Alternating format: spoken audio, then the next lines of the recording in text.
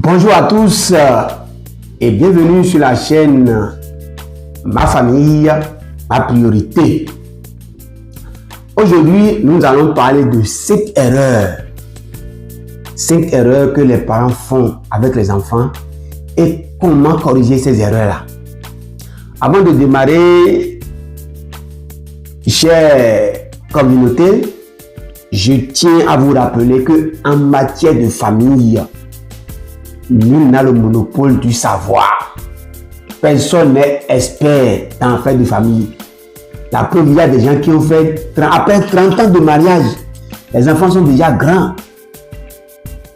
Les enfants, beaucoup sont déjà même, se sont mariés. Ils sont devenus des pépés, des mémés et il y a encore divorce. Donc, dans cette affaire-là, nous sommes ici pour se donner la main, pour mieux prendre soin de nos familles. Parce que toute bonne société est basée sur de bonnes familles. C'est pas que I c'est beau dedans et Y est mauvais dedans. Non, on n'a jamais dit ça. Et la clé de la réussite d'une famille paisible, d'une famille heureuse là, c'est de faire confiance à Dieu. C'est de confier tout ce qu'on veut faire, toutes les bonnes décisions, toutes les grandes décisions à prendre en famille là. Il faut associer Dieu parce qu'il est le seul omniscient, omnipotent. C'est lui seul qui ne fait pas d'erreur. Alors sur ce, je vais m'annoncer directement sur la toute première erreur. Être permissif. Être trop permissif, c'est-à-dire les parents qui donnent trop de permission, qui acceptent tout à leurs enfants. C'est dangereux et c'est grave. C'est vrai que nos enfants ne sont pas des esclaves, qu'il faut fermer, qu'il faut empêcher, qu'il faut enchaîner. Je n'ai jamais dit ça. Mais être trop, je dis bien, trop permissif, je mets le mot trop là en gras, trop permissif. C'est-à-dire tout ce que l'enfant te demande là, tu acceptes. Tu es en train de tuer ton enfant. Tu es en train de créer des hommes et femmes faibles. Est-ce que vous voyez? Non, tu ne dois pas tout accorder à l'enfant. Non. La vie n'est pas un cadeau. La vie n'est pas aussi simple, aussi facile que ça. Au contraire, il faut apprendre à ton enfant que tout ce qu'il doit gagner dans sa vie, tout ce qu'il aura dans sa vie là, va être sur le mérite. C'est le mérite. Malgré que tous ces droits sont tes devoirs. Mais il faut qu'il mérite. Parce que toi-même, tu travailles d'abord avant de pouvoir satisfaire ses besoins. Alors, par exemple, lorsque tu reviens à la maison là, l'enfant qui court vers toi, qui dit « Maman, bonne arrivée, papa, bonne arrivée », c'est à cet enfant qu'on donne des cadeaux, qu'on donne des biscuits. Celui qui ne dit pas là a encore une punition. Lorsque tu fais bien, tu es gratifié. Quand tu ne fais pas là, il faut qu'on te punisse. Il faut qu'on te montre que la vie, c'est pas facile, c'est pas cadeau. Est-ce que vous voyez? Donc, ne soyez pas trop permissif. Fixez des règles claires. Établissez des règles claires. Et savez que quand je fais bien, voilà mon cadeau. Et quand je ne fais pas, voilà ma punition. Et puis c'est simple. Life goes on. Chacun se range. Toi-même, tu auras la paix. Je donne un exemple.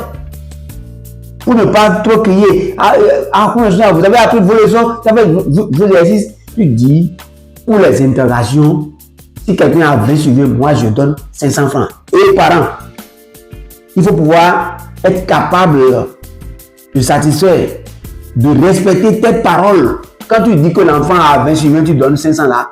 Dès que l'enfant a 20 suivis, il peut avoir 20 suivis dans 10 matières. Pour lui donner 500 10 fois là. Comme ça aussi, tu es en train d'apprendre à ton enfant là que lorsqu'on donne sa parole là, on respecte. Il dit à papa là, il dit quand tu as 20 suivis, il donne 500 francs. Le petit a 20 suivis, tu ne donnes rien. Ça veut dire quoi? Tu donnes quoi? Quel exemple tu lui donnes? Donc, pay attention. Est-ce que vous donnez ce genre de règles là? Et celui qui n'a pas la moyenne là, soit c'est que tu le prives du beurre dans son plein. En tout cas, tu le donnes une punition là. Donc, quand je fais bien, c'est tout comme si, quand tu fais bien, voilà mon cadeau. Quand je ne fais pas bien, voilà la répression qui s'ensuit. Deuxième erreur que les parents font, comparer les enfants. Comparer les enfants. Pourquoi les comparer? Chaque enfant est unique. Chaque enfant a sa personnalité. Chaque enfant est intelligent à sa manière.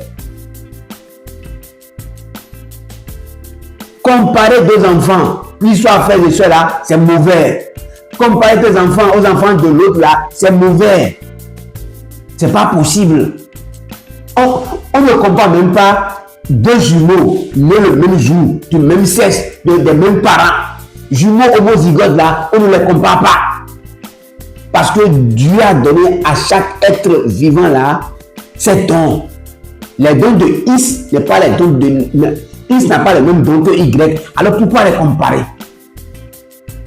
Pourquoi les comparer? Vous allez semer la jalousie entre vos enfants gratuitement. On ne compare pas. Si par exemple, tu les as mis à l'école, il y a un qui travaille bien, l'autre ne travaille pas là. Peut-être l'autre est bon dans les études. Tu essaies d'analyser, de suivre l'autre là, jusqu'à trouver quel est son point de guérison, quel est son point fort. S'il est bon dans les métiers là, alors envoie-le simplement à l'apprentissage et accompagne-le, c'est tout. Mais ne reste pas là pour dire, lui travaille, tu ne travailles pas. Non, ça ne se fait pas. Ça ne se fait pas. Je vous répète, je vous dis que chaque enfant est unique. Et Dieu n'a pas créé un être humain sans son don, sans son point fort. C'est à vous les parents de vous armer de patience, de l'analyser, de lui trouver du temps. Poco à poco, petit à petit, one by one, vous allez découvrir son point fort et vous l'orienter dans son point fort. C'est fini. C'est fini. Donc, chers parents, évitez de comparer les enfants. Troisième erreur que les parents font, être trop critique. Être trop critique, c'est pas bon. C'est vrai, quand les enfants font des choses, il faut critiquer, mais il faut avoir un esprit critique. L'esprit critique, c'est-à-dire des critiques qui améliorent, qui montrent à l'enfant que ça là que tu as fait là, ce n'est pas bon. Ce n'est pas bon. Tu aurais mieux fait comme ceci, comme cela, comme cela. Est-ce que vous voyez? Donc, trop critiquer les enfants là, non. Je ne dis pas que si l'enfant fait des erreurs là, il faut cacher. Je n'ai jamais dit ça. Il fait des erreurs là. Donc tu lui dis, hey, champion, viens ici. Ça là. Pourquoi? Ce n'est pas bon. Si tu lui dis ça en cachette une fois, deux fois, trois fois, et il persiste là, alors tu l'amènes au dehors, devant l'assemblée. Et chers parents, cet enfant là, je n'ai pas compris. Qu'est-ce qu'il a? Chaque fois qu'il fait cette erreur là, je lui explique. J'ai déjà dit, lui et moi, une fois, deux fois, trois fois, il ne veut pas comprendre. Alors je l'amène devant la foule, devant la maisonnée, devant tout le monde. Et là, peut-être il aura honte, il ne va plus continuer. Je ne dis pas quand l'enfant fait des trucs, il faut dire, il faut lui reprocher. Il faut le lui reprocher. Bien qu'il sache que ce n'est pas bon. Et lui montrer la voie à suivre. Est-ce que vous voyez? Mais être là, à toujours parler de la même chose, bavarder, non. Qui est parfait? Qui est parfait si ce n'est pas Dieu? Qui n'a jamais fait d'erreur? Nous sommes tous des pécheurs. Nous avons combiné des erreurs depuis notre enfance, même jusqu'à devenir papa là. On continue de faire certaines erreurs. Alors, pourquoi condamner un enfant qui a fait cette erreur là et tout le temps, il ne peut pas avoir le temps, il ne peut pas avoir quelques moments de répit, c'est ça qu'il faut lui rappeler tout le temps. Ce n'est même pas bon. Lorsque vous êtes là à rappeler, à critiquer, à toujours parler d'erreur de votre enfant là, vous êtes en train de semer encore davantage ces erreurs dans sa vie. Parce que la parole là, ça a trop de puissance. Chaque fois vous répétez ça dans ses oreilles là, ça va devenir son habitude. Au contraire, quand vous lui reprochez, vous dites que c'est pas bon là, ce qu'il doit faire là, ce que vous espérez qu'il fasse là, et ça il faut commencer par lui répéter. Voilà encore une façon de corriger les erreurs de l'enfant. Au lieu d'être là à toujours critiquer les mêmes erreurs tout le temps, évitez cela, chers parents. Quatrième erreur. Je crois que déjà quatrième erreur.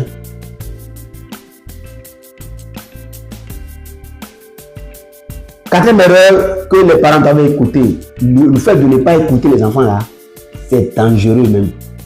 C'est dangereux. Apprenez à écouter les enfants.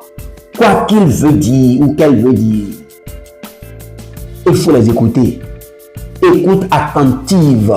Vous devez écouter vos enfants. Vous devez écouter les enfants. Vous devez trouver du temps pour les écouter. Il veut te parler. Tranquillise-toi. Écoute, mets-le à l'aise, mets-le à l'aise pour l'écouter.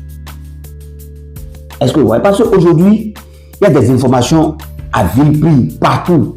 Surtout sur Internet là, il y en a à boire, à manger et à tout. Vous connaissez, non? Il y a de bonnes informations comme de mauvaises. Dehors aussi, dehors même, dehors est risqué. Il y a des pervers dehors. Mais si toi qui n'as pas le temps pour écouter tes enfants là, pour les écouter, il dit, c'est vrai, il a fait ça. Ah, c'est vrai, il t'a dit ça. Elle a dit ça, elle a dit ci. C'est-à-dire, tu rentres dans le même sens avec lui. Tu le mets à l'aise. Il te dit tout. Sans rétention aucune. Il ne faudrait pas qu'il y ait de secrets cachés entre vous et vos enfants. Il te dit, d'accord, c'est ce qu'il a dit. Ce qu'il a fait, d'accord, c'est pas grave. Mais tu sais que tu n'as pas le droit de cacher. Même quand il commence par te raconter là, ça t'énerve là. Il faut sourire encore. Pour la mettre à l'aise afin qu'il ou elle puisse aller à terme sans faire de rétention. Parce que les enfants d'aujourd'hui sont très intelligents. Quand ils te parlent, ils te fixent.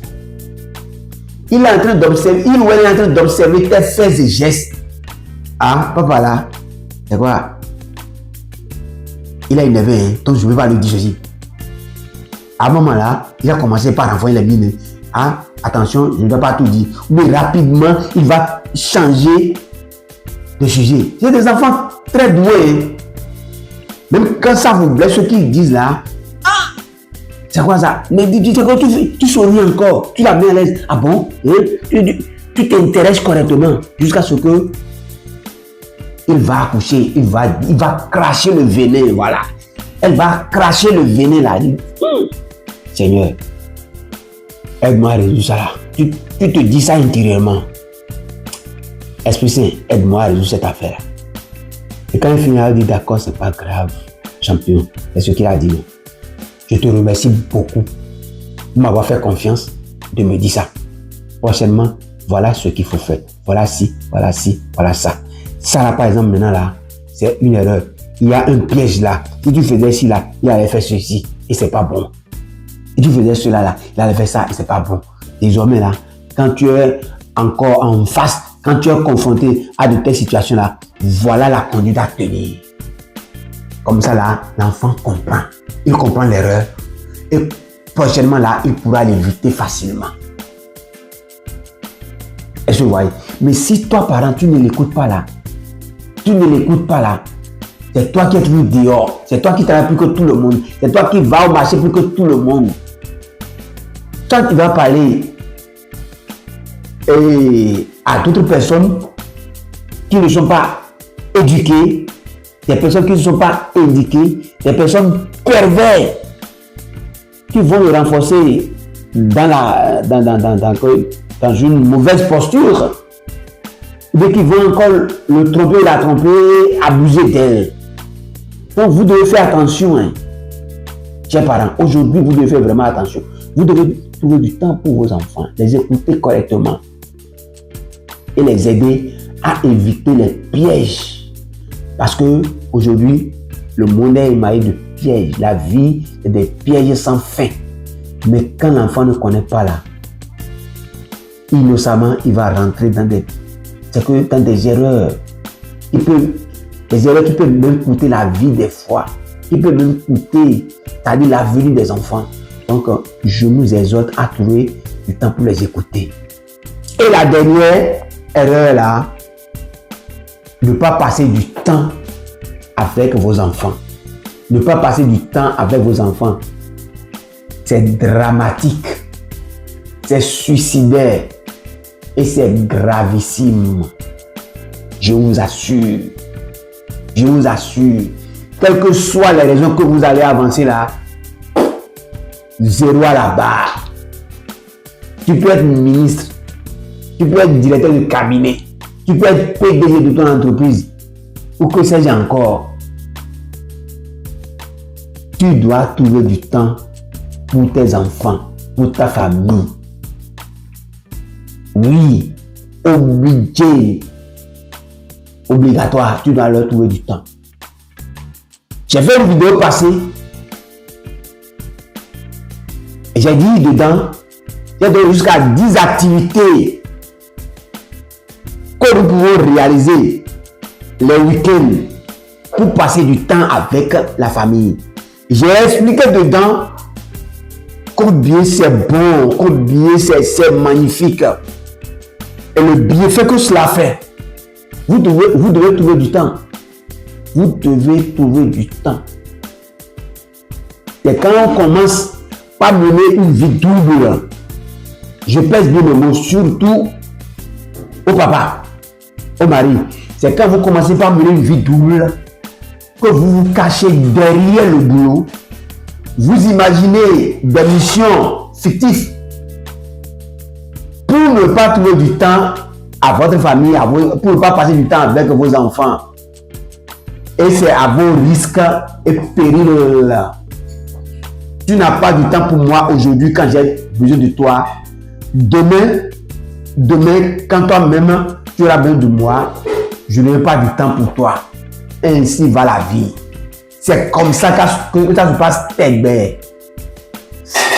C'est comme ça, je vous assure. Vous devez trouver du temps pour vos enfants. Vous devez trouver du temps pour vos enfants. Quelles que soient vos préoccupations, vous savez très bien de quoi je parle. On n'a pas dit tous les jours. Au moins, trouver 1 heure à 2 heures pour eux par semaine, surtout les week-ends, passer du temps avec eux les week-ends là, vous devez trouver. Et c'est rare, ça ne peut pas manquer. Parce que aujourd'hui, vous êtes fort, vous avez de l'argent, vous allez, vous revenez. Personne n'est fort tout le temps. Vous êtes fort pour un temps. Et après, la vieillesse vous rattrape. Orage, ô vieillesse ennemie. N'ai-je pas tant vécu pour ces enfants? Si, tu as travaillé, tu as tout donné. Mais le temps là, tu n'as pas trouvé pour eux. Donc demain, eux, quand tu auras besoin d'eux là, tu les appelles là, ils vont. C'est le moment seulement. Tu dis quelques minutes là, tu as déjà l'argent là. Papa là, il me dérange, c'est l'argent vu, non? Voilà l'argent. L'argent peut te faire quoi en ce moment là? L'argent peut te faire quoi? Alors maman là, elle m'appelle, me dérange. Elle n'a pas son temps. Elle a besoin d'argent, non? Tu as déjà l'argent.